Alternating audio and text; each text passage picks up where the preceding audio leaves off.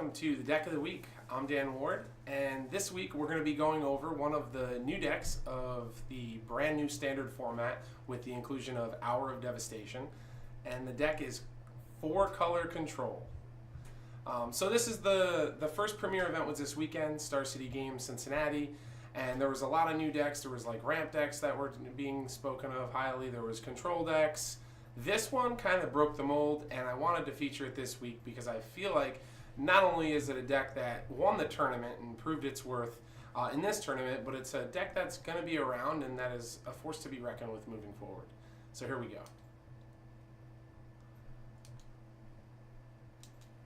All right, well, we're trying to go. The clicker. Oh, here we go. All right. Sorry. We're getting a little ahead of ourselves here, so bear with me. Here we go. Here's the first slide. We have Linvala the Preserver, Torrential Gearhulk, and Nicol Bolas Godfarer. I selected these as the first cards to go over because these are usually the way that the game ends. They're all one-ofs. You're going to see a lot of differences from other decks in Standard and just other control decks we've seen in the past. The numbers are a little bit all over the place, but I think that's kind of expected for the week 1 metagame, which this tournament was. So Linvala the Preserver, 5/5 flyer for 6. When you're behind, whether it's in life or creatures on the battlefield, it's going to allow you to come back into the game and in some instances kind of take over that. Torrential Gearhulk needs no introduction. This has been a staple for control decks since it got entered into the standard format. However, we haven't seen a deck that not only has done well but won a tournament that has only been playing one. So it's interesting to see the amount of this card in there. So with that, you're going to expect later on we're going to get into a bunch of instants because that's what Torrential Gearhulk does. It has Snapcaster Mage for instants. So we'll see a little bit more of those as the deck of the week goes on. The last but not least and the biggest guy, Nicol Bolas Godfarer. This is the only black card in the deck, so technically it's a Jeskai deck splashing just for Nicol Bolas. And this is the primetime player, if you will. It's one of the cards that's been receiving a lot of talk going into this weekend. How can I fit this into my deck? Is it going to be in like a traditional deck that's a Grixis control deck? Are people going to be using Oath of Nissa? And here we see a different way that's utilizing the cycling lands and the mana base and Aether Hub to be able to cast this card later in the game because they don't need to cast it right away. It's just more of one of those, like once you've dealt with the board with a control deck, this is just going to be the last thing that you're going to play to take over the game. So really good win condition here. It didn't look great on camera this week, but I think moving forward we're going to see other decks with this card in it, and I think it is a very good card for this style of deck. Speaking of cards we haven't seen played before, and this card's been in Standard for a while, Dovin Baan. We have 2 copies of Dovin Baan. We have one Nahiri and one Jace Unraveler of Secrets. These are planeswalkers that not necessarily you see in every single tournament that you play in. Dovin Baan I really like in this deck. The gaining 2 life and drawing a card for -1 on the loyalty is something that is worth of note. But I really love the +1 ability in this deck. We're going to get into the removal spells and the sweepers. One of the big decks going into this weekend, and in fact it came in second, Jonathan Rossum playing Blue-White Monument, has a card, Selfless Spirit, in it. And by utilizing the +1 ability on Dovin Baan, being able to not allow the Selfless Spirit to activate its trigger to save all the creatures, really makes your removal spells like Fumigate, Radiant Flames, Cosmic Return, etc. Really powerful, and it negates the power level for Selfless Spirit versus those cards. Nahiri, I showed you the 2 one-ofs of the creatures already. Kind of an endgame plan of if you get to -8, go get a Linvala. It has haste, which is kind of cool. Getting a Torrential Gearhulk and maybe flashing back a Glimmer can be pretty big game. But just being able to deal with enchantments too and like tap creatures, I think is huge. We'll see a lot of times where people will attack with creatures. You can kill one of their creatures at the end of turn if you're holding up a counter spell, and then you just minus and get rid of their one creature. Now they have to add to the board, which makes the cards like Fumigate and your sweepers just that much more valuable. And in addition, just having the looting, being able to get rid of the cards that necessarily aren't what you want to be doing at that given time is also very important. One of my favorite Planeswalkers that hasn't seen a lot of play, Jace the Unraveler of Secrets. I think this is one of those that just takes the game over. 5 mana, scry and draw a card for +1, and then being able to bounce, deal with threats that have resolved. It's something that control decks really want, because if they have to play, they're coming to play tap lands, and they don't necessarily have a Censor or an Essence Scatter to deal with a certain creature. They have outs to it, and I think with Nahiri and Jace, both of those cards can deal with Westvale Abbey, which we've seen in the blue-white Monument decks, as well as just other creatures that you just need to bounce. Alright, now we're going to get into some of the removal spells, and I told you a lot of the numbers are a little off, and I think that's, I don't want to say off, but they're a little bit different than we would see in a tuned metagame. You'd see like, hey, I want 4 of this card because I know exactly what I'm fighting, and I think for week 1 of a control deck, it's really tough to put something together that can really deal with all the threats, and maybe because of the different numbers on some of the removals, it really could get out of some of the situations otherwise wouldn't be able to. So here we have 2 Magma Sprays, just 1 mana removal spell, exiling, still really good versus Mardu, getting rid of Scrap Heap Scrounger, excuse me, and dealing with like zombies, some of the other aggressive decks in the format. We saw Black-Red deck kind of come out of the woodwork this weekend. A new inclusion here is a Braid, really good versus Mardu as well. Dealing 3 damage to any creature at instant speed is really good. It's almost like a pseudo Harness Lightning, but then being able to destroy artifacts like Heart of Kirin, which the 3 damage wouldn't otherwise get rid of. Maybe you're playing against a Paradoxical Outcome deck, you need to get rid of an artifact, Walking Ballista, etc., etc. for that. Just the versatility is really important. And Harness Lightning, just one of the best removal spells in the format. This deck doesn't utilize energy that much. We have Glimmer and I believe Aether Hub, but other than that, you're not like a super energy deck, so it's not like a total, hey, I need 4 of, and I think with a Braid being like the new spice that people wanted to test out, I think that's why we see the number here of 2 and 2. Some more removal spells and some sweepers. I like the one of Blessed Alliance here. With playing Torrential Gearhulk, having the ability to have like 1 or 2 one-ofs or fun-ofs in your deck that can just like people can't really play around is good, and just the availability to be able to gain life or sack the creature. I don't really see the untapping the 2 creatures too much ability here. I do like that, having the flexibility in the deck. We see 3 sweepers here, 1 Radiant Flames and 2 Fumigates. I like the split. I like that they're not like going too overboard with the amount of sweepers. We have a decent amount of removal spells in the deck already, so yeah, I kind of like this. I think it's perfect. I think moving forward you may see more Radiant Flames in the sideboard, but I think 3 is kind of where you want to be with this deck. Alright, so we have some counter spells. We have some 2 mana counter spells, 2 Censors, 2 Essence Scatters, 2 Negates. Yet again, this kind of, I think, goes into what I was talking about the removal spells. You don't know exactly what you're fighting with it being week 1, people coming with new decks to the table. But I think Essence Scatter's really strong right now. I think a lot of people are playing creature decks. It's good versus pretty much everything. Monument, picking off a creature, picking off a Queller or Bygone Bishop's pretty big game. I like Censor. The cycling for 1 blue in a control deck is very important, I think. You need to be able to make land drops. You don't want to misstep, and also having people have to play around that card once they see it, I think, is a real thing. One of the other decks besides blue-white that was like a lot of buzz going into this weekend was the green-red ramp deck. And I think Negate is like really good versus that deck.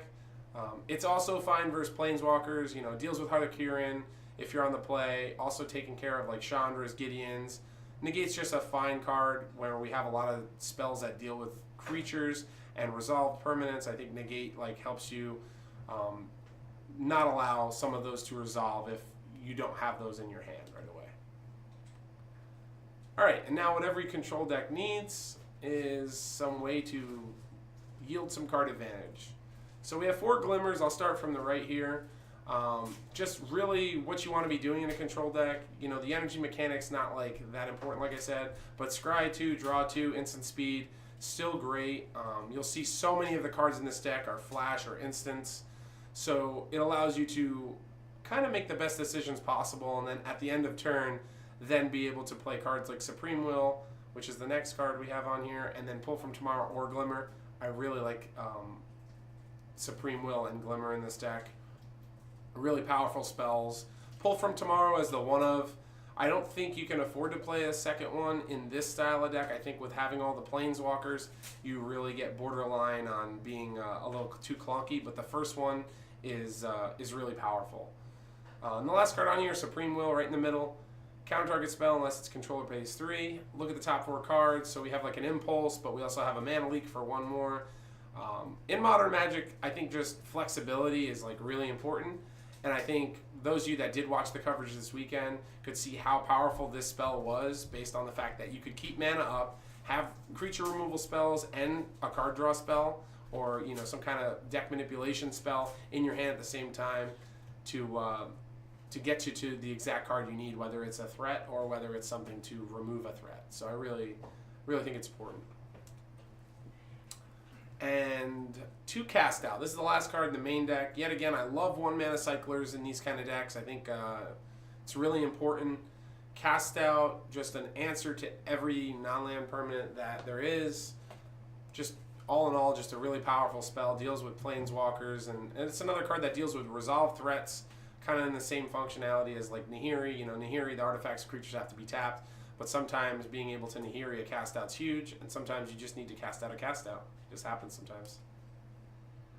All right, we're going to get into the mana now. This was, when I first saw the list, I was like really interested to see the mana, because making a 4-color control deck, even if you're only splashing for 1 color, for 1 card, it's very tricky sometimes. So we have 2 islands, 2 mountains, and 1 plains. We're going to see 4 Aether Hub. We want untapped lands. The 1 Fetid Pool. I don't know where we got the 1 Fetid Pool from, but yet again, I do like having cycling cards, and I think it's fine. 3 Wandering Fumarole.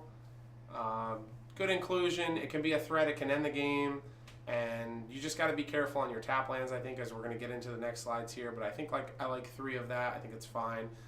Could also see a 4th one if you can afford to have another red-blue tap land.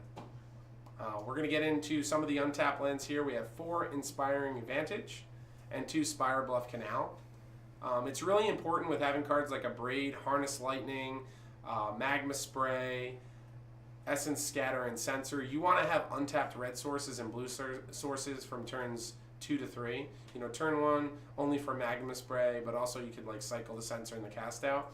But you want to be representing some kind of counter magic / removal on turn 2 so that you don't get too far behind. Irrigated Farmland, just a blue-white dual that cycles. So this is one of those lands that later on in the game you're going to be able to cycle and get a card out of it, while looking at your hand and being able to play that on turn 1 might be the best thing, so that you can make sure like your land drops for turns 3 through 4, 2 through 4, are coming into play untapped. And then Port Town, previously we saw the islands, we saw the plains, we saw Irrigated Farmland, which counts for a plains and an island. So just another dual land to help ease the mana constraints a little bit. And onto the sideboard. So here we got a Dispel, an Essence Scatter, and a new card, Chandra's Defeat. I love the Dispel and any kind of counter mirror. Maybe versus Pummeler, I really like bringing Dispel in. Essence Scatter, I could see this coming in versus just, mainly just a lot of decks that have a ton number of creatures. I also like it on the play versus some decks like Pummeler being able to get some of their creatures before they resolve, so you don't have to worry about Blossoming Defense can be important. I'm not surprised to see Chandra's Defeat as a one-of. I actually like it a lot. It deals with Chandra's Planeswalkers while also dealing with these aggressive red decks that there was some talk going into the weekend. So having 1-mana removal spells are always good to be able to have 1 or 2 copies of that in your board. All right, we have a Forsake the Worldly and a Radiant Flames. I spoke previously when we mentioned Radiant Flames in the main deck. I like having another copy. You just want efficient sweepers before turn 5. Like Fumigate's great, don't get me wrong. We may see some Hour of Revelation coming down the pipeline in decks like this. Maybe not as many Planeswalker decks, or you don't want to be getting rid of your Planeswalkers, but you need to be able to get rid of creatures like versus zombies, versus Monument, it's not as good, Radiant Flames, I don't believe. But versus the Swarm decks, you want to be able to have turn 3 something that you can get 2 for 1, maybe even 3 for 1 if you're lucky, to kind of just get back into the game.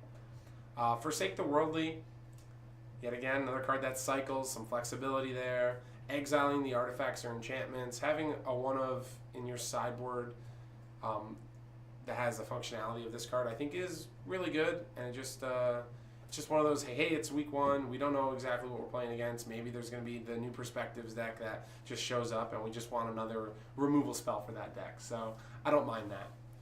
We're going to get into some creatures now. We've got 3 Spell Quellers here, and I kind of like this package in this sideboard because it allows you to transform your deck into something else, so that maybe your opponents aren't really keeping a lot of removal spells in versus you because you're a control deck, and they may be like, oh, well, I didn't see a single creature versus them, or I saw 1 Torrential Gearhulk, so maybe he's only playing 4 Gearhulks, and I can shave my Fatal Pushes, or I can shave, a couple Grasp of Darknesses.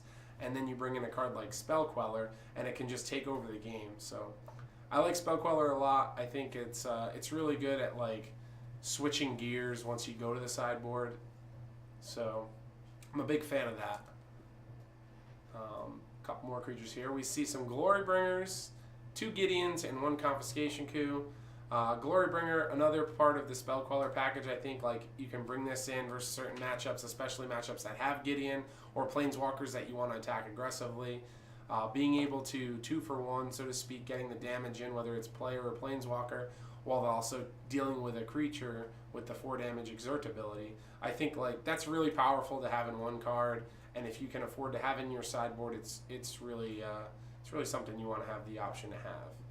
Gideon, you don't really need to say much about Gideon. It's just one of the best cards in Standard, has been since it came in, and I think it just being able to have this to diversify even more your Planeswalker package is very important.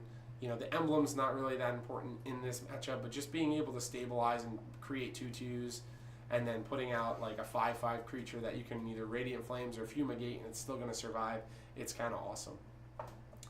Last card on here, Confiscation Coup. I like this card a lot. I'm not sure exactly what it's in here for. We've seen kind of the Ulamog decks go away, but maybe there's other creatures that Michael was worried about with the new format coming out. I'm not really sure. Artifact-wise, I don't really know exactly what you want to be taking with this card, but it's definitely a powerful card to have the option in your sideboard, so I like that. Final thoughts. So my final thoughts with this deck is I really like this deck. I was watching it through the entire tournament, and in day 1, where Jonathan Rossum, it was actually the finals in the entire tournament, played him in round 9, and I really liked the deck, and they went to time, and then Jonathan won because he won the first game and they didn't finish the second game. I looked at this deck and I was just like, man, this deck's really powerful, and I think moving forward, this is going to be a deck to be reckoned with. I'm not quite sure whether Nicol Bolas is going to be a player moving forward. I don't know if the splash for Nicol Bolas is worth it, and that'll be time will tell on that one.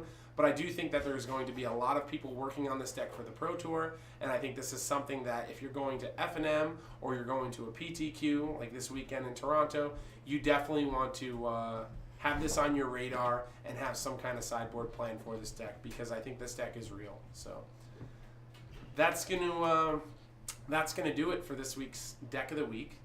Stay tuned later today on our Twitch channel, Kerwin's Game Store. We're going to be having Read, Watch, Play at 6 p.m. And if you're into anything with HeroClix or comic books, or you just like people talking about stuff that they know a lot of information about, you should definitely check that out. Until next week, same bad time, same bad channel. Take care, y'all.